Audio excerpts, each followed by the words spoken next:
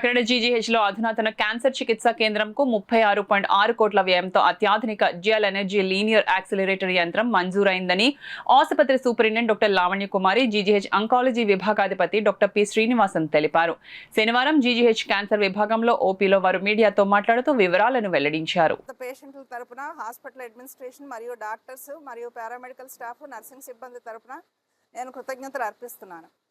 ఈ ఇన్స్ట్రుమెంట్ వలన ఇది ప్రస్తుతం ఏంటి అంటే మనం cancer care black Rangaraya medical college పక్కన ఉన్న ఐఐటి క్యాంపస్లో నిర్మించడం జరుగుతుంది.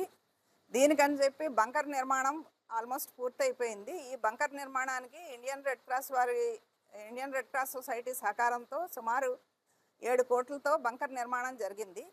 సో ఈ బంకర్ నిర్మాణ దశ తుద్దశకు చేరుకుంది. ఇప్పుడు ఎప్పుడైతే కనుక మెషిన్ వస్తుందో ఆ మెషిన్ స్పెసిఫికేషన్స్ని బట్టి బంకర్ నిర్మాణం దాంట్లో పెట్టడం అన్నది పూర్తవుతుంది.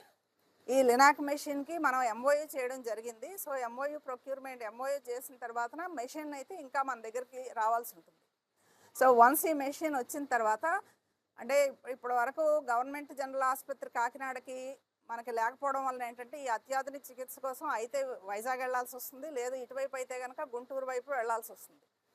సో ఈ మధ్యలో ఉన్న ఏరియా ప్రజలందరికీ కూడా ఈ అత్యాధునిక రేడియేషన్ చికిత్స అందుబాటులో రావడం వలన only cancer treatment with precision, అంటే చాలా ఏదైతే కూడా క్యాన్సర్ గడ్డ ఉందో దాని వరకే ట్రీట్మెంట్ జరిగి పక్కనున్న సెల్స్కి ఏది కూడా డిస్టర్బెన్స్ లేకుండా ట్రీట్ చేయడానికి అవకాశం ఉంటుంది.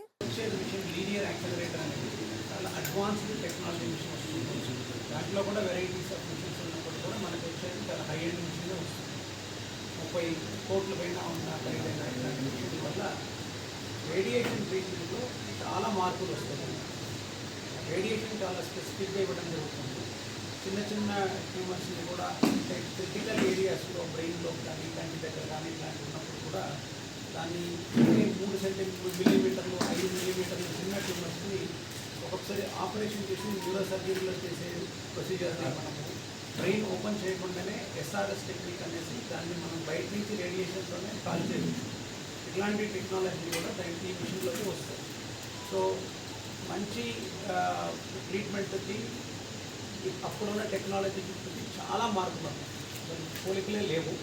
అట్లాంటిది మనం ఈ రోజులు మనం పాత ట్రీట్మెంట్తోనే కష్టపడి చేస్తున్నాం. అందువల్ల కొన్ని పేషెంట్కి మనం ట్రీట్మెంట్ చేయలేకపోయాం. వాళ్ళందరినీ కూడా మనం బయటకు పంపించేయాల్సి వచ్చేది.